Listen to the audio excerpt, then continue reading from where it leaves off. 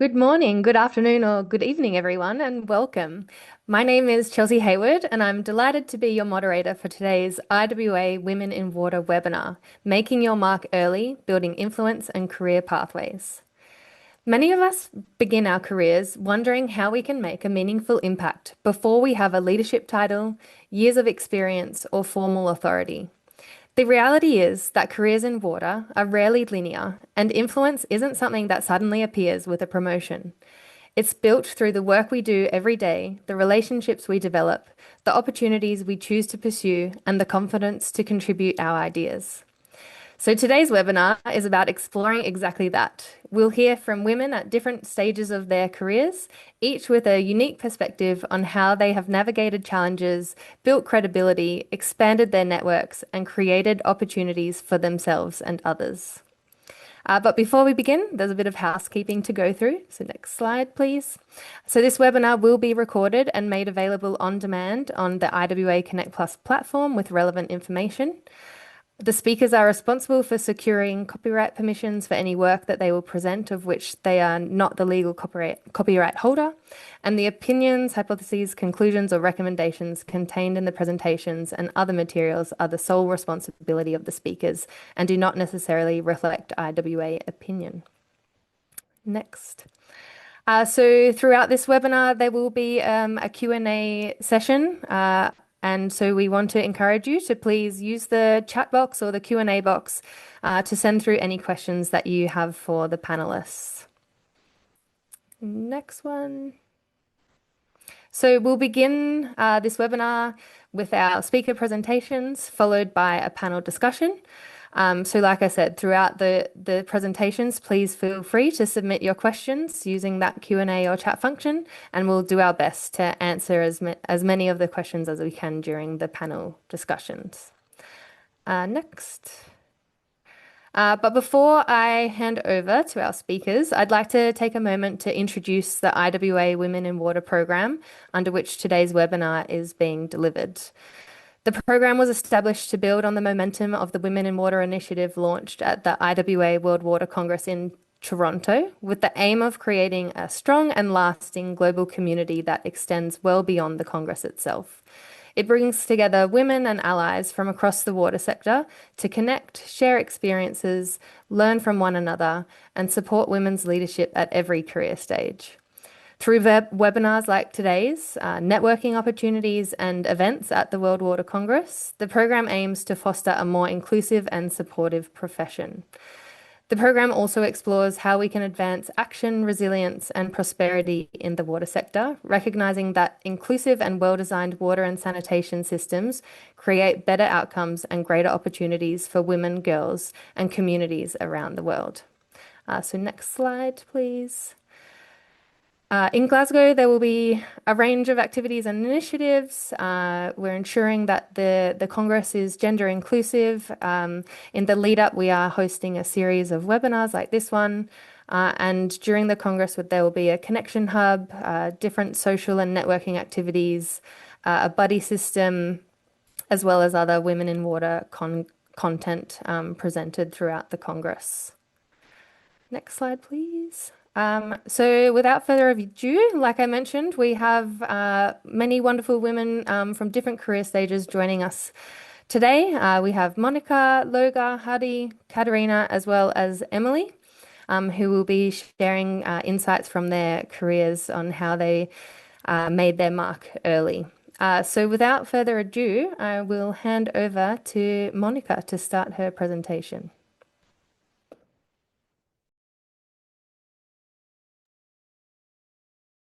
Hi, everyone, and thank you for joining us today. I'm Monica Ndagire, and I work with National Water and Sewerage Corporation Uganda. I'm also a young water professional from Uganda and an IWA and Grand Force Youth Action for SDG 6 Fellow. Last week, the United Nations released the SDG 6 Synthesis Report on Water and Sanitation 2026. I quote, "Water is increasingly seen as a superconnector linking climate action, food systems, ecosystems, health, economic development, and resilience across the entire Sustainable Development Agenda. Thus, there is need for integrated water resources management." So as women in water, I would like us to all know that we make a major contribution wherever we are working. If you're working in finance, if you're working in accounts, are you an engineer? Are you working in water quality? We all make a great contribution to achieving SDG 6 targets. However, progress is possible and happening, but it hasn't reached some of the people. For example, my mother in the village does not have water at her home. I do not sleep well at night knowing this hasn't yet been made possible because of infrastructure challenges. Question is, how are you as women in the water sector contributing to accelerate implementation so that water and sanitation goals become a reality for all by 2030? Next slide, please. I'll shortly take you through my journey and be as realistic as possible and honest. I started out my career right after high school. I got a job in hospital. I was working in Zambia Hospital at the patient's reception, and I realized that toilets are dirty even in a private hospital. Sanitation is poor, and usually there is no water, or occasionally there is no water. So in whatever sector someone is working, we all need water. And as women, we face the challenges of not having water most, because we need water when you're in your period, you need water when you give birth, the children need water or else they will have explosive diarrhea, and so on. So after working in the hospital, I joined the university. And in the university, I got an internship at the National Water and Sewerage Corporation. How does this come about? I did not even know I got the internship until a colleague that is now with the World Bank let me know that, oh, Monica, I saw your letter at National Water and Sewerage Corporation. You were given an internship placement. Point I want to emphasize is, as women in water, we need to keep our connections and we need to maintain the friendships and the networks that we make, because opportunities usually come through our networks. Then shortly after I'd finished my internship, I went back to school, to the university. I had a colleague who had visited from Germany, and he knew a colleague from Germany that was working at the construction site of the same company, National Water. Now, I had not been to this new site, the Bogolovi sewage treatment plant, but this colleague said, oh, I have an engineer that is managing the site. Do you want to visit? I said, yes.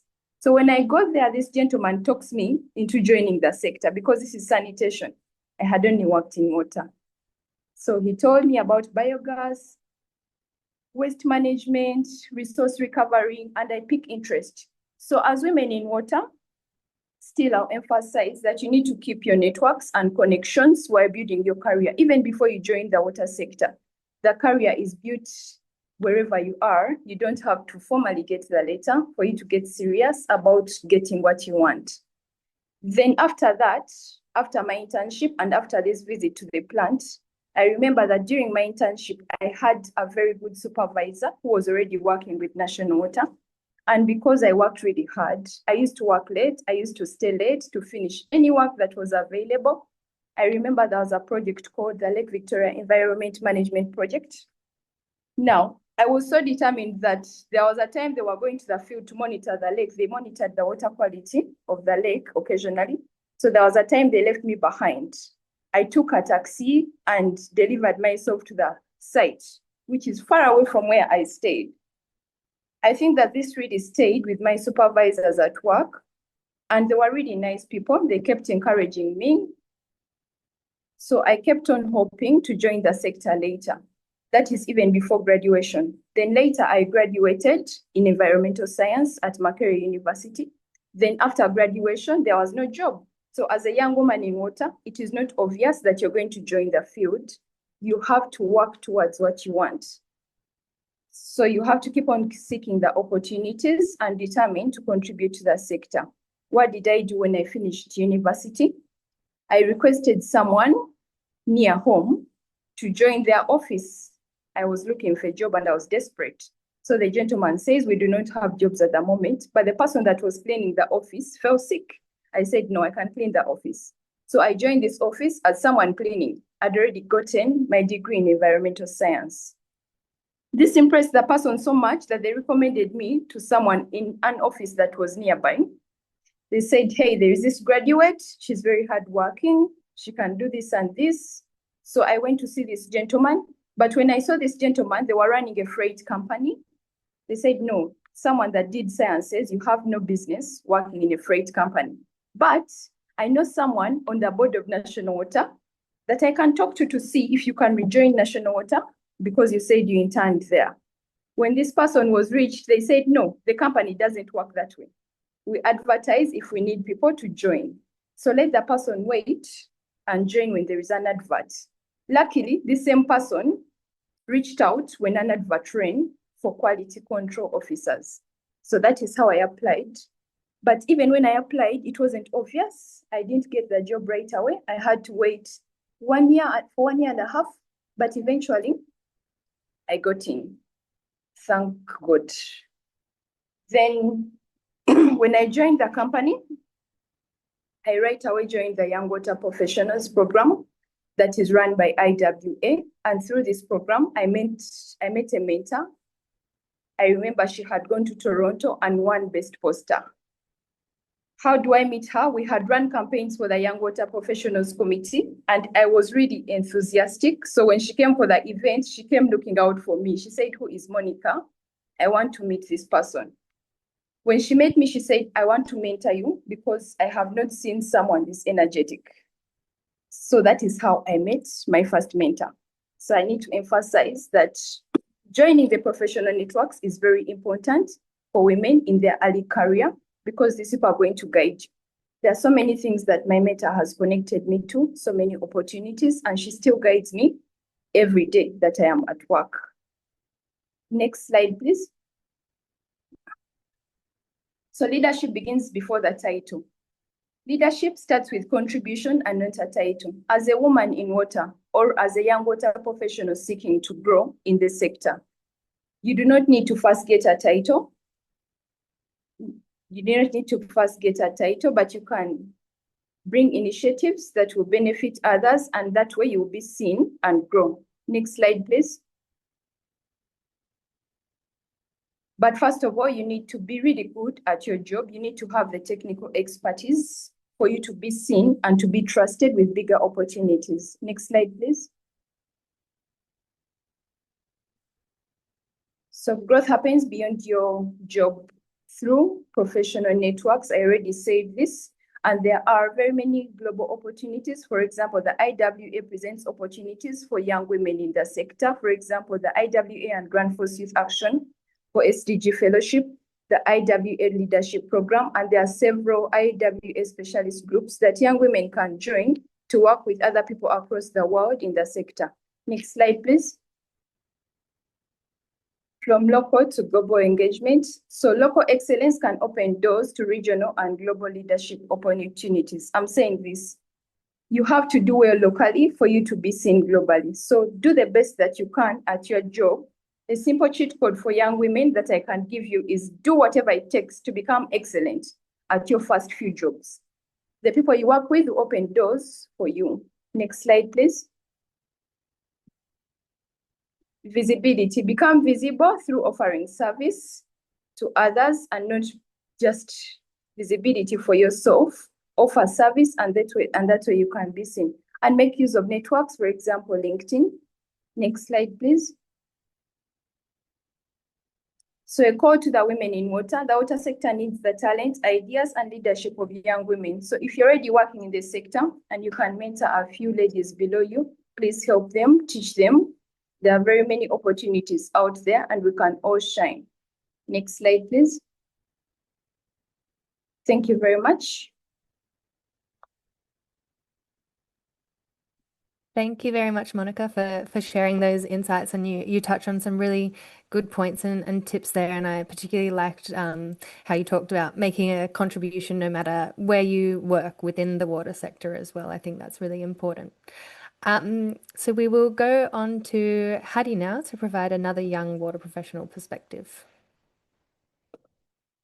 Thank you, Chelsea. Can you hear me correct? Yes. Okay, great. Hello, everyone. My name is Hadi Toure Gindo. I am an environmental engineer by profession and co-founder and president of an organization called AFRO, which is a women-led organization based in Mali. I also am a co-chair of the IWA chapter in Mali that was recently launched. And I was part of the first cohort of the fellowship that Monica talked about during her presentation. So today I want to share about the story behind building the platform I needed and the title of my presentation. I think it all started with me recognizing a gap that I experienced personally as a young water professional and deciding to build a platform through which other young professionals could gain real responsibility and demonstrate their expertise in a safe space. So early in my career, I was fortunate to participate in trainings, networking conferences, and international conferences.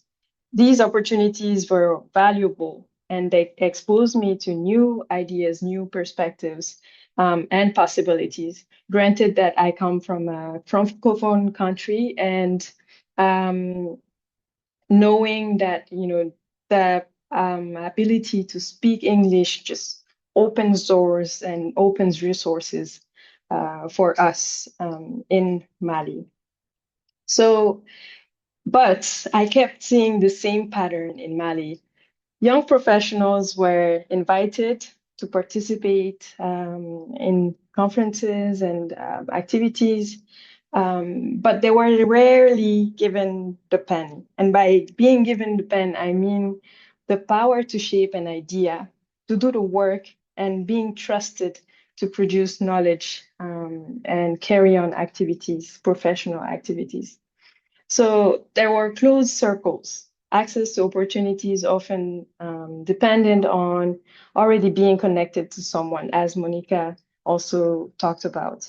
There were also fragmented pathways. You will still attend events, but you don't know where to start. You don't know how to make your dreams come true.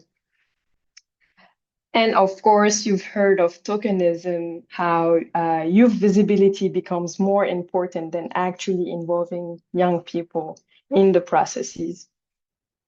Next slide, please. So that gap is one of the reasons why we created Afro. We wanted to create a platform where young professionals could do more than just attend events, advocate for youth engagement. We wanted them to actually organize events, research, train, and be hands-on. And that's why the A in Afro stands for action. And under action, we create spaces for young people. For example, during a national symposium on citizen science that we organized last month, young people were at the heart. They defined the teams, they conveyed the people that they wanted, and they were able to pull off a national event that was very pertinent in the water sector in Mali. And this tells a lot about the sector and the older generation as well, that have ideas about what young people can or cannot do. So under the F of Afro, there's also formation, which means training in French. And we train students, we train young professionals in soft skills, in getting a proper CV, getting well prepared for interviews, also how to communicate with confidence on LinkedIn. But also through our Afro activities, students and community members are at the heart of our research and action-based monitoring, water quality monitoring experiences. So the R in Afro stands for research, and our GMANSA project is our highlight, funded by IHE Delft in the Netherlands. And again, it did place the students and the community members at the heart of the research on water quality on the Niger River. So making communities participate effectively in research activities, collecting evidence, discussing findings, it makes them feel more valuable and bring in some more locally led solutions to the challenges we face currently. So for us, again, I would like to go back to the metaphor of giving young people the pen. It means that you also provide them the opportunity to produce something for which they could be accountable for. As young people, we advocate for being given the opportunity, but we also have to be able to maintain and be accountable for our actions. Next slide, please. Again, before I actually talk about the next topic, I wanted to also emphasize that it's not always, how do you say, it's not always green. And the struggle is still there, the barriers still remain. And yes, we've been able to achieve so many things, but then at the same time, we're still challenged to publish our work, for example. And this is partly because of our composition. It's a bunch of young people doing research, and we are scrutinized by more experienced people in the sector. And this is also a reality that we need to face. So if we decide to make our mark, we need to be prepared that there are barriers. And I want to also emphasize that. But then Jim Mansa became the clear example of how we can actually apply research and innovate in the approach of working with communities. So when we started a project, we could not just simply say that Afro was credible because we were passionate, we were new people coming in the sector as a group of young people that want to do research in a different way.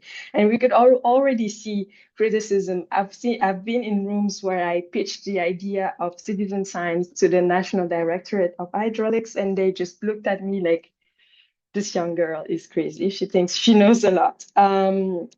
But I can proudly say that we're still working with them, and we're currently trying a pilot site, and slowly but surely they opened up to the idea. So we should not be afraid to take bold steps and actually talk to people and make them listen to what we have to say.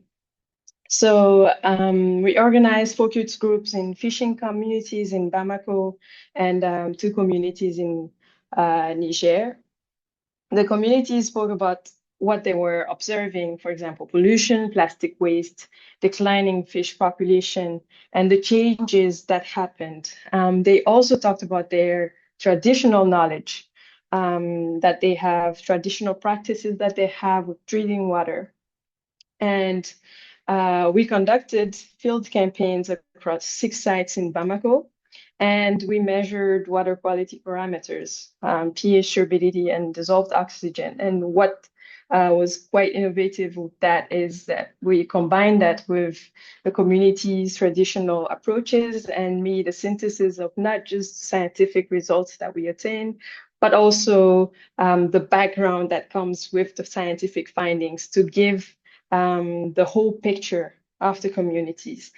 And what's more important with that is also that after getting all these results, we went back to the communities to disseminate the results of the research, but also of the focus groups that we had. And one of the community members told us that projects come and go, but this was the first time that a team returned to share the results with them. And this I wanted to really emphasize on because this was an initiative that the creativity of young people made happen, basically. And because we did things differently, because we got together, we wanted to explore new ways, we were able to impact the communities differently. So this was a leverage for us for the discussions we had also with the people that are more experienced in the sector. And the fact that we were also not just collaborating amongst each other as young people, we were also associating expert researchers in the field that also helped. Next slide, please. Hadi, sorry, I Yes. hate being the one who has to speed things along, but if you don't mind, so we can make sure we get our other speakers in. Thank you. Yes, all right. No worries. So again, our community is really okay. I'll be really short and to the point because I think this is the most important aspect.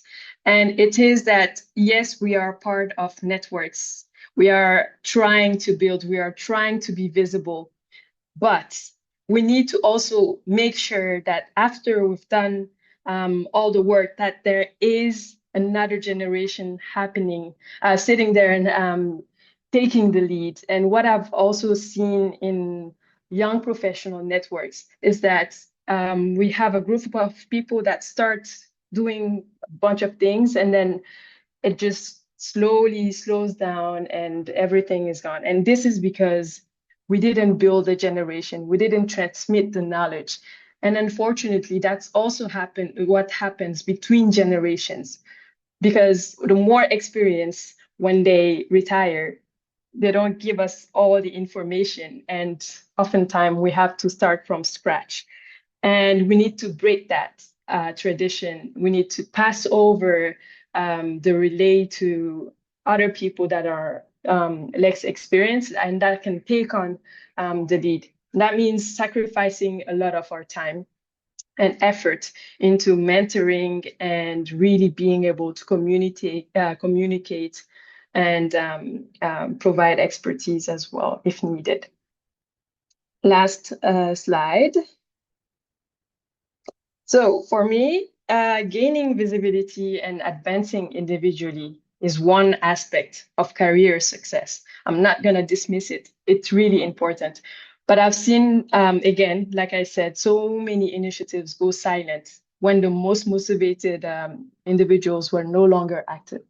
So for us, young professional groups and even co-founder of organizations or even young people just starting, it is crucial to ensure that when we move on to other responsibilities, because we will do, that we've made an impact in the sector by coaching other people and transmitting the knowledge that we gain and the experiences that we gain from trying to fight the system.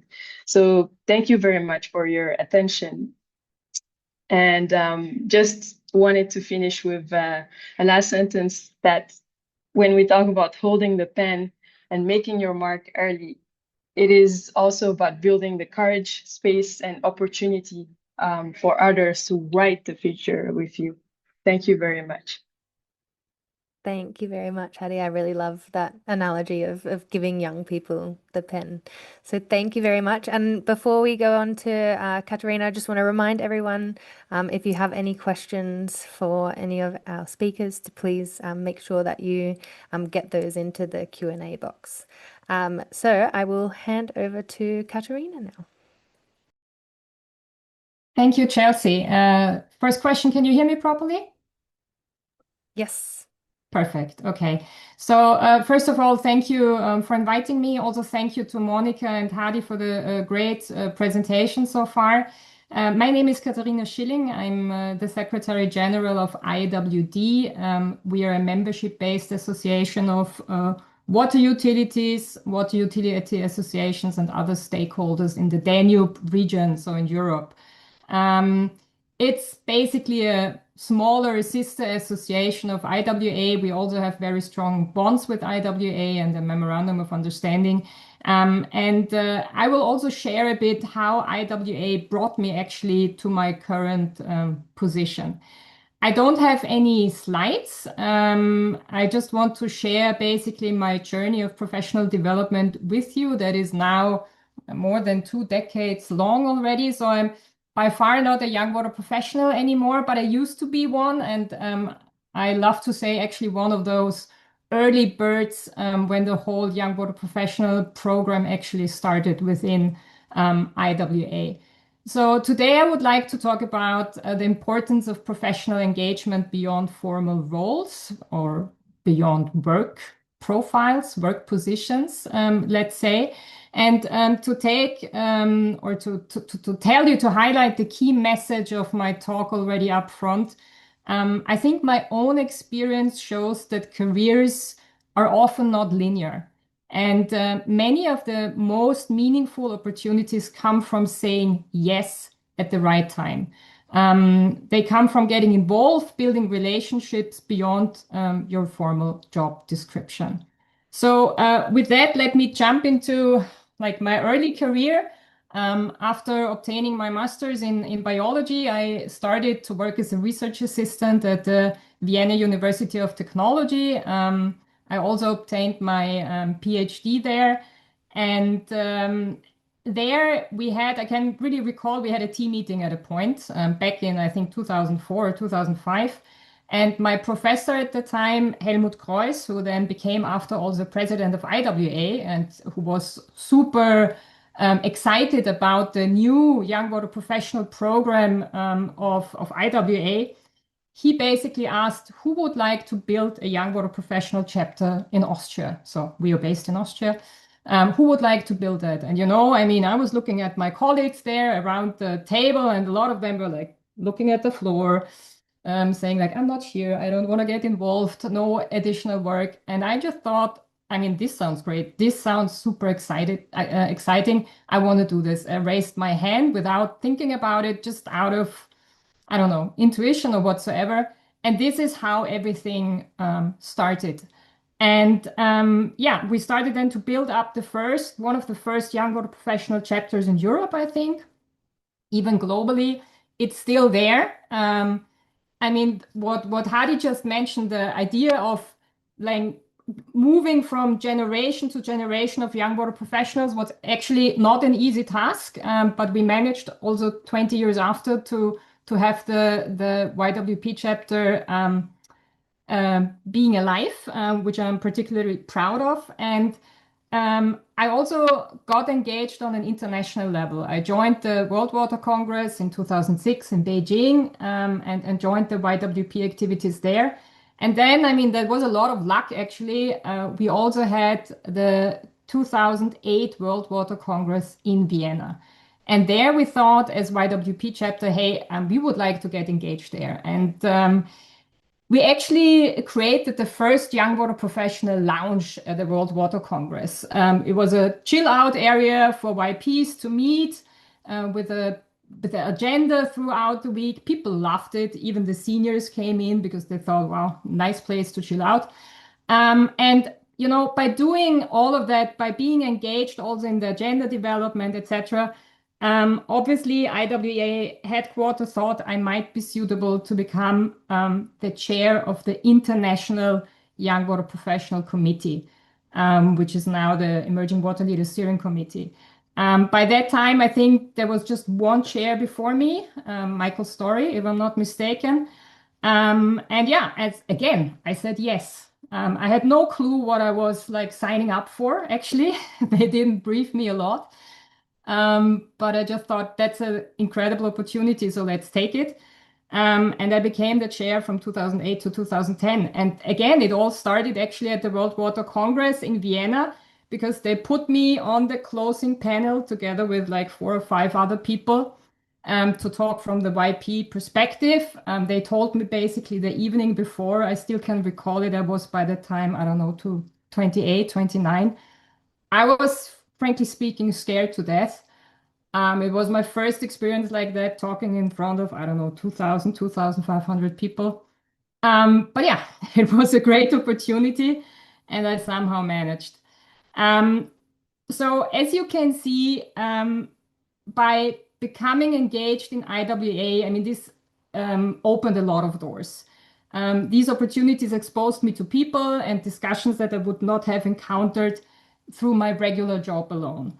And I think for young professionals, this kind of participation in professional associations can accelerate learning and open doors that might not be visible from within your organization. So the key takeaway basically from this story is, don't underestimate the value of getting involved early, even in volunteer roles. In addition, or next point I would like to share is that being the chair of young water professionals on an international level opened a couple of doors. I became observer at the board of IWA. I also joined the Strategic Council and the General Assembly. as a YWP observer or representative. Meanwhile, these are different roles, but at that time it was like all under one head, basically. And that gave me another great opportunities. I was able to listen to experienced leaders. I observed decision-making processes, especially on the board, and I learned how influence is built. And actually, also during the board meetings, I learned that most of the most important discussions are not actually taking place during board meetings, but after, at the dinner, at the bar, wherever. And I mean, it's that exposure and that learning that basically helped me also to get to this position where I am now in leading also a membership-based association. So what I would like to point out with that is that some of the most impactful learning experience were informal and unstructured, and they just happen simply through being present. Meanwhile, IWA has a lot of really great opportunities and structured learning opportunities like the LEAP program, etc. By that time, that was not the case, but just being exposed helped me so much, and I learned quite a lot. Um, just two more short points, just letting know Chelsea because of the time. Um, the importance of building visibility and recognition. I think early in our careers, we often feel that we need formal leadership and formal leadership title before we can make an impact. My experience was actually the opposite, because through IWA activities, I was able to contribute, take initiative, and become visible within the sector long before holding a professional senior position in my daily life job, right? So visibility comes from consistent contribution and not only from hierarchy. So again, key takeaway, leadership starts with participation, proactiveness, and initiative, and not with a job title. And finally, I just would like to emphasize the power of professional networks. I mean, I think, or I hope you have already seen how much IWA has contributed to my career development. But yeah, it's one of the most important lessons that I've learned is that a strong professional network is essential. A network doesn't only provide knowledge, but also opportunities, mentors, collaborators, support, and finally also friends. And I've found quite a few. Um, and I think essential is also that being part of a professional network is not only about paying your membership fee. Investing time in your network is investing time in your future. And keep in mind that the professional network is only as strong as your willingness and effort to invest into it. And finally, constant investment pays off in the long run. And it still does for me. Even though I'm not a young water professional anymore, I'm still part of IWA. I'm a fellow by that time. I had the opportunity to join different committees, working groups, whatsoever. And I'm still getting opportunities like this to speak to you. So I think it really pays off. And really, my advice for you would be get engaged in the community. And I mean, you're already there basically because you're joining this network on this webinar to move your career forward. Thank you so much. Thank you very much, Katerina. It's really interesting to hear how you've been able to get involved in different IWA initiatives and be able to get that leadership experience before actually having any formal leadership roles. So thank you very much. And last but not least, I will hand over to Loga. Hi, everyone. Good morning, good afternoon, or good evening. It's evening here in Malaysia. I hope everyone's weather out there is good. It is truly an honor to be here with all of you, passionate young water professionals, I hope. My name is Loga Viraya. I'm a senior executive at the National Water Services Commission in Malaysia. Today, I'm going to share a little bit of my personal journey as well, like the others. Not because it's extraordinary, but just because it actually demonstrates the key points that I want to bring to the table today about leadership and about one opportunity, and it's always about one challenge, and one courageous decision at one time. And let me also reiterate that the future of water is not about only about gender. It's not only about male or female, but it is about ensuring that we harness the best talents available. So we all, as we always say, women must be empowered to lead, innovate, and influence decision, and that's why we are here as well. It's like a women help women kind of program, I hope. And when we speak about innovation, we always think about, artificial intelligence, AI, digital twins, smart utilities. But one of the greatest opportunity to innovate is something much simpler, at least in Asia, which is always forgotten. That's why my title is Gender Inclusive Innovation is the water sector's biggest untapped resources, because the simple thing in innovation that we can do is we ensure everyone's voice, especially young professional, especially women's voices, is heard, valued, and empowered. Next slide, please. Since I'm representing the National Water Services Commission, so I'm just going to quickly give you an intro. National Water Services Commission, SPAN, we call it in short, is the single water regulatory body which governs through economic, technical, and social aspects of water supply and sewage services in Malaysia. Our mission goes beyond regulating utilities. It is about ensuring sustainable, resilient future generation.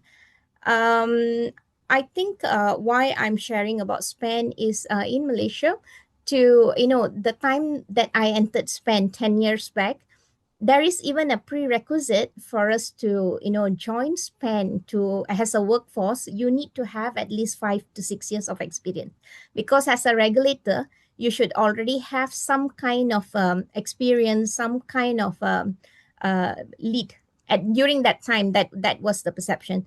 So that is why being in SPAN is like you are working for one of the highest authority for water services in Malaysia, and pretty happy about that. Next slide, please. Next slide, please. Right, so my journey with IWA has quite many of you also shared. My first interference with IWA was in 2008. That is 18 years ago, 2 decades, like how Katrina shared. And it was the IWA conference in Newcastle University where I did my master's. And during that time, IWA meets the students in each university to get people to join the YWP. And I think one of the best decisions I've made in life to join IWA at that point of time. So that's been 18 years there. I was also sitting exactly where many of you are today, and excited, slightly nervous, and wondering where my career would take me. And I never imagined that after years, I have now, I think, mentored at least 10 to 15 young water professionals so far, internationally, even at a national YWP level, and then become speaker, serve as program committees, chair international forums, speak at international forums, so many other things. When I joined in 2008, that was the rarest dream I would have had, right? So none of this happened overnight. Every conference I attended, every volunteer role I accepted, every conversation I initiated became another building block for my professional journey. So I started somewhere, and I think one of the most important thing is being consistent about it. So since 2019, I have also joined the Water Regulators Forum of IWA, which is a yearly annual event, and it's a closed group network only for regulators. So since I joined SPAN, I've been in the Regulators Forum. And last year, I've also chaired the Regulators Forum Program Committee, which happened in Bangkok last year in December. So my first message for all the young opportunities that begin simply by showing up. So just show up and start somewhere, and we will never know where we are going to. Right. Next slide, please.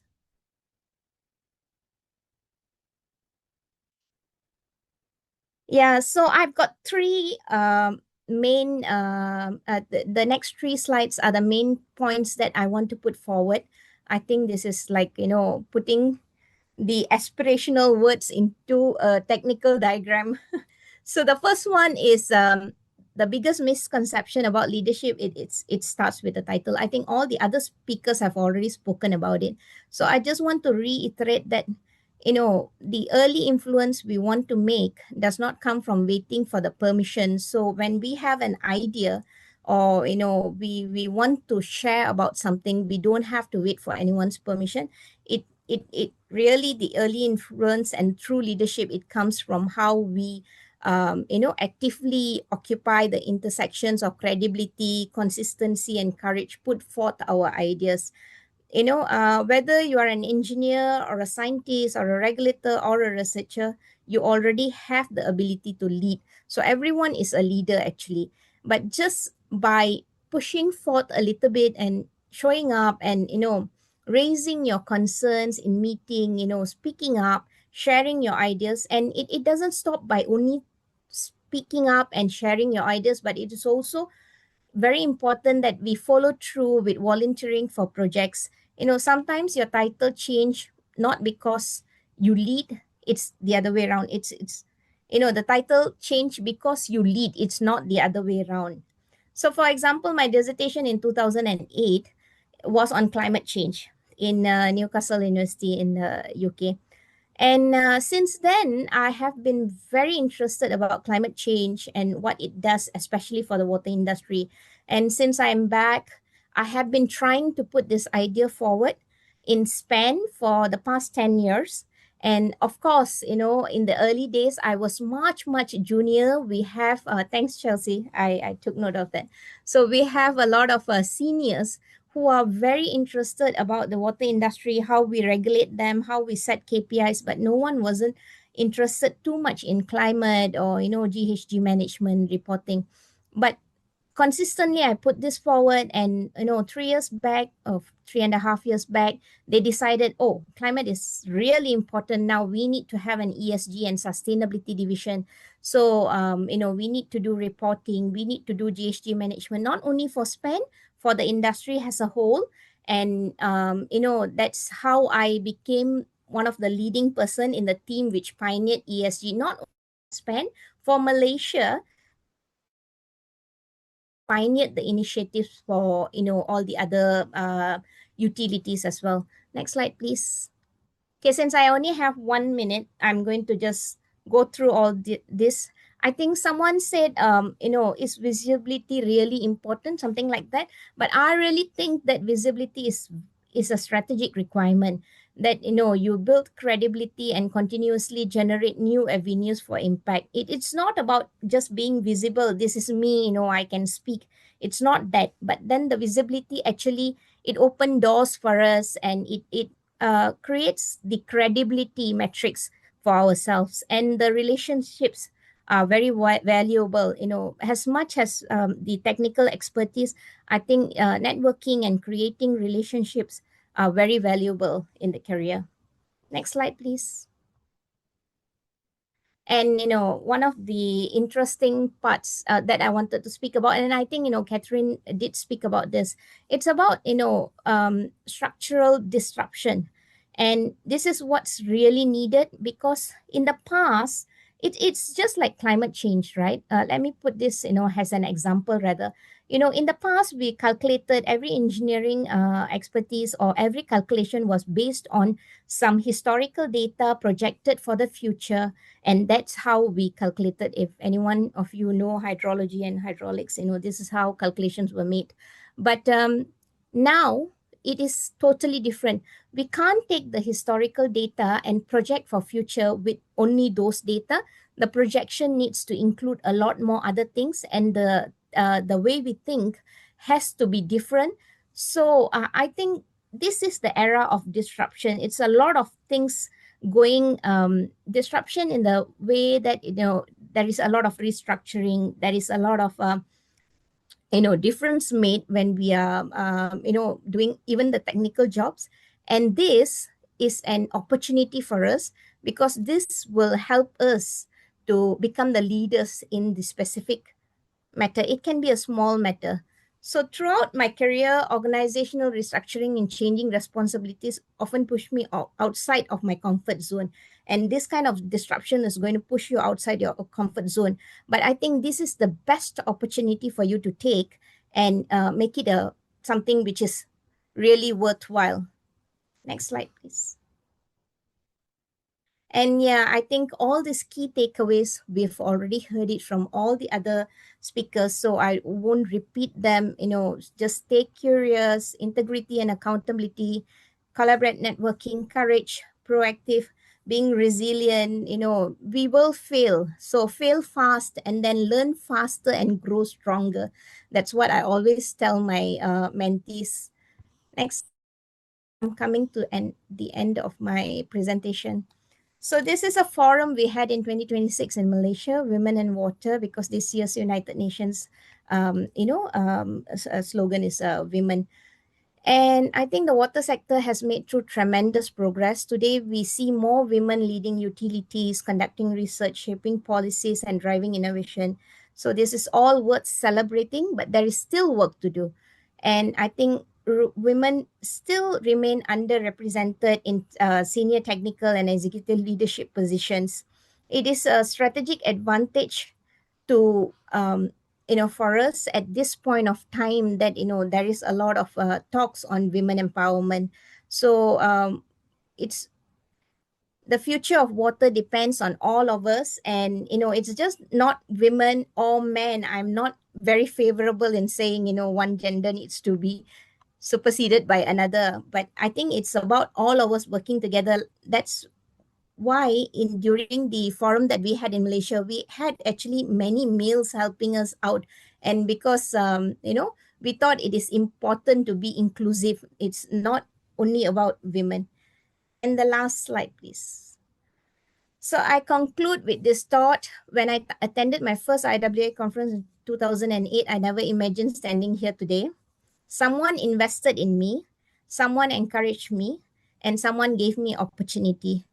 And it's not all the time. Someone did at some time, but then I didn't stop. So I'm saying the same thing to you. You don't need to be a leader to make a difference. You start by leading yourself and moving forward. So thank you. Sorry, Chelsea, I took a few minutes extra. No, you're okay. Thank you very much, Loga. And thank you to all of our speakers. If I can ask you to all please put your cameras on now. And in the interest of time, I'm just going to go to kind of one all-encompassing question and challenge you all to provide a bit of a lightning answer. Try and stick to 30 seconds if possible, but we'll see how we go. So this question is for all of you. Imagine a young woman entering the water sector today. What should she focus on in her first 5 years to maximize both her impact and her opportunities? So we'll go in the order of the presentations. I'll go to Monica first.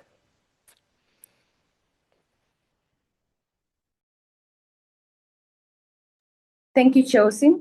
I think the best thing I could tell a young woman in her first years of her career is to ground herself in the water sector, build important networks, understand the system, connect with whoever you think will help you or is somewhere that you admire to be in the sector. Thank you. Thank you, Monica. And Hadi? Well, I wanted to say networking. I just want to say that, like, when I started, I didn't know anyone in the sector. And knowing that the network that I have right now, if I had it earlier, I would, go to the sky. So I would really emphasize on the networking and being out there, not being shy to ask questions and reaching out to people. Great. Thank you, Hadi. Katarina? Yeah, very much along these lines, I have to say about networking. I mean, my advice is rather simple: get involved, make yourself visible, invest in relationships, invest in your network, and don't wait for the permission to contribute. I think that's super important. I mean, you can start super early. I think what is important is that if someone gives you the opportunity, take it. Say yes at the right time. And you can start shaping the future of your career and also of the water sector from day one on. Thank you. Absolutely. Thank you. And finally, Loga. I think what I said in my last slide, fail. You just need to attempt more, right? The more you attempt, the possibilities of you failing is also more, but just it's okay to fail. There is no right and wrong, and it's not like you have to pass all the time. So you might fail. There might be, great ideas, but that might be ideas which didn't work. But then, it's all experience. So if you can, have the courage to take everything as an experience, a failure will take you to the success. So don't be afraid of failures. Don't be afraid to attempt because you're afraid to fail. Just attempt. And then you fail, it's okay, but sometimes sooner or later you will succeed. Totally agree. Thank you very much, everyone. And thank you for those who did submit questions through the Q&A. And I can see that our speakers have been answering some of those questions, and they can continue to do so as we wrap up over the next few minutes. But before we do wrap up, I want to hand over to Emily to give you all a bit of insight into what to expect in Glasgow later this year. Thank you, Chelsea, and thank you to all the presenters so far. That was really interesting to hear your journeys as someone who's pretty new into the water sector and starting out in their career. So, hi everyone, my name's Emily Bremner. I'm a specialist graduate at Scottish Water. I've been working at Scottish Water for nearly 2 years now, and since September I've been part of the team who are helping to support the host country programme of events for the IWA World Water Congress and Exhibition. This is one of the biggest international water events in the world, which the IWA runs every 2 years. The last one took place in Toronto back in 2024, and this year it's coming to the Scottish Events Campus here in Glasgow, hence why Scottish Water are taking such a leading role. So if we go on to the next slide, I've pulled together a kind of wheel to give you a whistle-stop tour of what you can expect at the event. If we just click one more time, it will give you some more detail on these aspects. So the technical programme is the workshops and presentations and technical submissions which make up the Congress itself. You will need to purchase a delegate's pass to access the full conference programme. We've got technical tours also, so these are immersive experiences to take delegates away from the SEC and showcase the very best of Scotland's innovative water and wastewater technology. Tickets for technical tours can only be purchased alongside the delegate's pass, so you'll need to have the conference pass to buy the technical tour tickets on top of this. We've had 11 tours approved by IWA, which was really, really great. And you can see these on their website just now. You can see the promotional material we've pulled together for these, with our flagship tour being a trip to Loch Katrine to ride the iconic steamship Sir Walter Scott. So Loch Katrine, for context, is Glasgow's main source of drinking water and has been since about 1859. So there's a lot of history up there, and you can learn more about the water quality sensors that are also used up there and attached to the boat. The next aspect is the Glasgow Summit.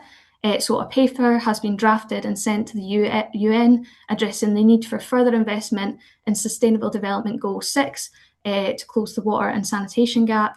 The aim of the summit is to discuss this paper further, pull together some practical case studies on how we can make this happen. So it's not just talk, we want action. And this will be followed on by the UN Water Conference happening in December. We also have 4 UK-led forums. These are all based on the overarching Congress themes. Registration is on a first-come, first-served basis, and you can register your interest now for these on the IWA Congress website. We have a very exciting social programme that we're pulling together here at Scottish Water. We'll be hosting a cultural evening at Kelvin Grove Art Gallery and Museum, which will demonstrate traditions and heritage across the 4 home nations. Tickets, again, can only be bought with a delegate's pass, similar to technical tours. And Scottish Water is also leading on a fringe programme to engage with the local community. So this will include a street fair. We're commissioning a mural to show the journey of Glasgow's water coming from Loch Katrine down. And we'll also be doing a primary school competition, so a school competition with young kids. The last aspect is the exhibition. So I think this is probably the most relevant to you guys as an audience. It's made up of lots of different organisation and country pavilions, including the UK pavilion. I think Women in Water will also be taking a stand here. It's also home to the Operations Challenge and the Early Career Immersion Days. So if we move on to the next slide, I've got more details on both of these things. So I've just pulled together a quick list of opportunities which I think are particularly relevant for young water professionals at the Congress. Like I said, the first is the exhibition space. This is the free aspect of the event. You can register for free online on the IWA website. Registration isn't open yet, but it will be very, very soon, so please keep an eye out for that. It's a great place to just chat and network and create connections across different industries within the UK and the global water industry. So yeah, really, really recommend you go and have a look at that and register for that and come up to Glasgow if you can. Within it, like I said, within the exhibition space is the UK Pavilion. So this will sit in the heart of the exhibition and represents all 16 water companies within the UK and is sponsored by our biggest supply chain partners. What's really exciting about the UK Pavilion this year is it's been led by 4 young water professionals across the UK, and they've aimed to create a really comfortable, easygoing space where you can network and chat with different people. As I mentioned earlier as well, we'll have the Early Career Immersion Days. So these are taking place within the UK Pavilion and also the wider exhibition space. And it's designed to give young water professionals the chance to step into the global water arena. So essentially, you'll be tasked as a knowledge building task where you'll choose a theme, identify a problem relating to that theme by chatting to different exhibitors, and come up with an innovative solution to combat that. There's more details on the terms of engagement available on the UK Pavilion website, and registration for the Early Career Immersion Days will be opening shortly as well. Just for context, I'm going to include the links in my last slide, so you'll be able to take a picture of that and look further into it. We've also got the Operations Challenge, which, like I said, is taking place in the exhibition space. So it says teams of 3 can participate in a crisis simulation, which requires the use of digital skills to mitigate the situation. This Operations Challenge is quite unique compared to previous years in that it's traditionally a drilling and tapping competition, meaning participants usually need a very specific skill set. However, making it digital opens the door for a much wider pool of candidates. So I do encourage you to have a look at that, which you can do. You can register now on the IWA Congress website for that also. But the numbers are quite limited for this, so I would encourage you to register as soon as you can. So the last 2 opportunities I've outlined here are IWA programs. I don't have as much knowledge on this as it's not part of the host country activity, but we do have an Emerging Leaders Forum. So it's an open platform for young water professionals to connect with their peers from around the world. The forum is a place to share professional experiences and highlight the critical responsibility of young water professionals working on solutions for the future. There's more information on that on the Congress website. And we've got a World Water Camp also taking place that IWA are leading on. So this isn't within the Congress itself. It's more of an event running alongside the Congress, but it will still be in Glasgow. There's more info on that on their LinkedIn page, which I've included a link on there. And I also think they've put a post up with a website that they've created to provide more information. So if we just go over onto the last slide. Thank you for listening. I hope this has been helpful and it wasn't too much of an information overload. I do appreciate it. There is a lot going on, but I just wanted to summarise at the end some of the opportunities which I think will be particularly of interest to you. Please see the links there that I've included for the Congress website and also the UK Pavilion website. The Pavilion website gives you kind of a better summary, I would say, on the host country programme. The Congress website is good and gives you a lot of information, and you can register for things on there. But I would encourage you to look at our UK Pavilion website also, and it'll give you further information on everything I've touched on today. If you do have any further questions, please use the Q&A chat like Chelsea has said. And thank you again for listening, and I hope to see you all there in Glasgow. Thank you very much, Emily. And I'd like to thank all of our wonderful speakers for sharing their experiences today, so openly and honestly. I think your insights have shown us that there's no single path to building a successful career in water, but there are definitely some common principles that came up there and that can help along the way. I'd also like to say a big thank you to everyone who joined us today and contributed questions. Conversations like this are a really important part of building a more inclusive and supportive water sector. So if today's discussion has inspired you, I encourage you to stay connected through the IWA Women in Water program, the young water professionals community, and the many opportunities IWA provides to connect, volunteer, and continue your professional development. And speaking of, we've got a few events coming up. So within the Women in Water program, we do still have a couple more webinars within this series. On the 19th of August, there will be a webinar focusing on Indigenous women guardians of water. And then on the 2nd of September, a webinar to really dive into the details of the Women in Water program and what to expect in Glasgow. Next slide.